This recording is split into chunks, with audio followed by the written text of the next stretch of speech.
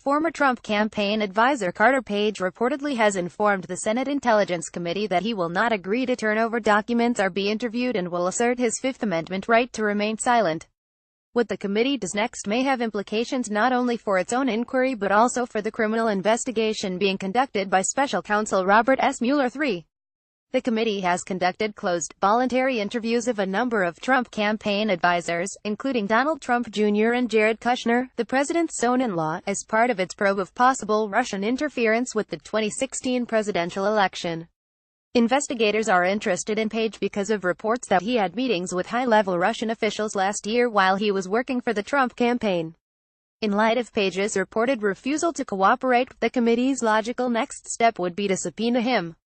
Unlike a request for a voluntary interview, a subpoena would compel Page to appear. If investigators believe Page may be trying to stonewall, a subpoena is the way to call his bluff. There's a chance that Page would agree to testify once he was actually before the committee. In fact, there are some conflicting reports that Page has denied taking the Fifth and would be willing to testify at a public hearing, although perhaps not in a closed session. Regardless, if he's refusing to be interviewed, the best way to join the issue and clarify Page's position is probably to subpoena him to appear before the committee and see what he does. If Page is subpoenaed and continues to take the Fifth, the committee has several options. It could simply accept the privilege claim and move on with its investigation, trying to gather the necessary information from other witnesses and sources. If the committee believes the privilege claim is unfounded, it could vote to hold Page in contempt of Congress for refusing to testify.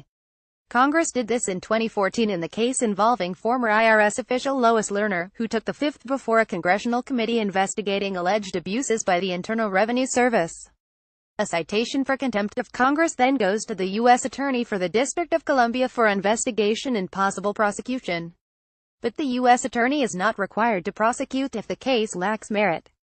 That's exactly what happened in Lerner's case. The U.S. Attorney concluded she had a valid Fifth Amendment claim and that a contempt prosecution would not be appropriate. And of course, a contempt referral and possible related court battles would take many months, during which Page would still be silent. A third option, and the one loaded with the most potential landmines, is for the committee to immunize Page and compel him to testify. Congress, like the Justice Department, has the statutory power to immunize witnesses. Once immunized, Page would have to testify and anything he said could not be used against him in a criminal case.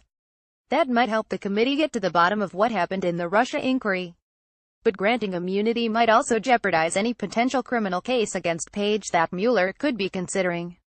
This happened most famously during the Iran-Contra scandal in the 1980s, when the Senate granted immunity to Oliver North and compelled him to testify. North was later prosecuted and convicted, but an appeals court threw out his convictions.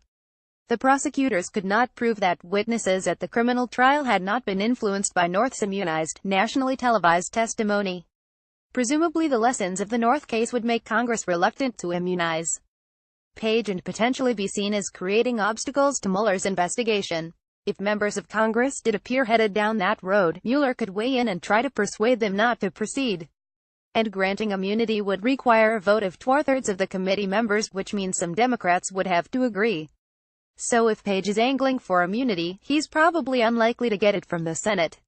If Mueller is indeed investigating Page, he may ultimately face the same issues now facing the Senate committee. Page presumably would take the Fifth if called to testify before the grand jury.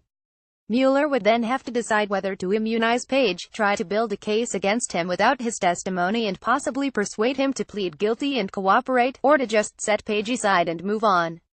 These issues are common in large criminal investigations, and the more witnesses who invoke the Fifth, the more complicated the decisions become about how to proceed. But so long as Congress does not throw a wrench into the gears, Mueller can deal with recalcitrant witnesses in the ordinary course of his investigation.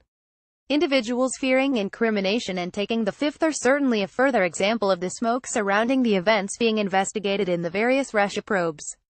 Whether there is an underlying criminal fire still remains to be seen.